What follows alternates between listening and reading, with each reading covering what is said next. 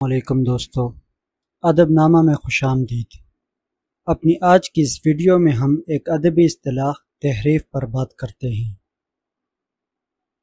تحریف کے لغوی معنی تبدیلی یا الٹنے پلٹنے کے ہیں۔ انگریزی زبان میں تحریف کے لیے پیروڈی کا لفظ استعمال کیا جاتا ہے۔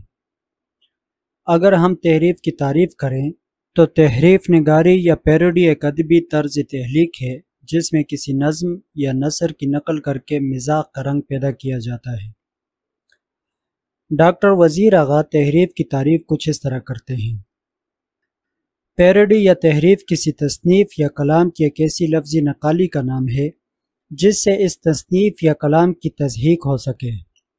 اپنے عروج پر اس کا منشا ادبی یا نظریاتی خامیوں کو منظر عام پر لانا ہوتا ہے، لیکن اس سے یہ برے حالات زمانہ کا مضحکہ اڑاتی کسی بلند پایہ مضمون کو خفیف مضمون میں تبدیل کرتی یا محض لفظی تبدیلیوں سے تفریح طبع کا سامان باہم پہنچاتی ہے۔ اس تعریف کی روح سے تحریف کا تعلق نہ صرف مزاح کے ساتھ ہے بلکہ تحریف کے اس حربے سے طنز نگار بھی فائدہ اٹھاتا ہے۔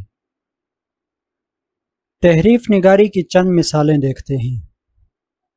عبدالحمید عدم کا مشہور شعر ہے، شاید مجھے نکال کے پچھتا رہے ہوں آپ، محفل میں اس خیال سے پھر آ گیا ہوں میں۔ قتیل شفائی نے شعر کے دوسرے مصرعے میں تھوڑا سا تصرف کیا اور مزاح کرنے میں بڑی حد تک کامیاب ہو گئے۔ وہ کہتے ہیں، شاید مجھے نکال کے کچھ کھا رہے ہوں آپ، محفل میں اس خیال سے پھر آ گیا ہوں میں۔ اسی طرح دوسری مثال دیکھتے ہیں۔ مومن خان مومن کا مشہور شعر ہے، آ اندلیب مل کے کریں آہوزاریاں، تو ہائے گل پکار میں چلاؤں ہائے دل۔ اکبر الہ آبادی نے اس شعر میں صرف ایک لفظ بدلا ہے اور مطلوبہ طنز پیدا کرنے میں کامیاب ہو گئے۔ وہ کہتے ہیں، آ اندلیب مل کے کریں آہوزاریاں، تو ہائے گل پکار میں چلاؤں ہائے قوم۔ اردو نثر میں تحریف نگاری کی سب سے بہترین مثال ابن انشا کی کتاب اردو کی آخری کتاب ہے۔ یہ محمد حسین آزاد کی اردو کی پہلی کتاب کی تحریف ہے۔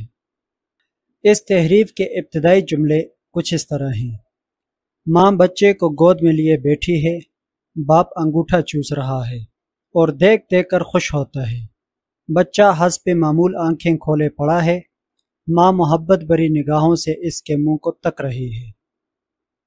اسی طرح ڈاکٹر انور سدید کی تحریف غالب کے نئے خطوط اردو نثر کے جدید تر دور میں پیروڈی کی ایک انوکھی اور نئی مثال ہے۔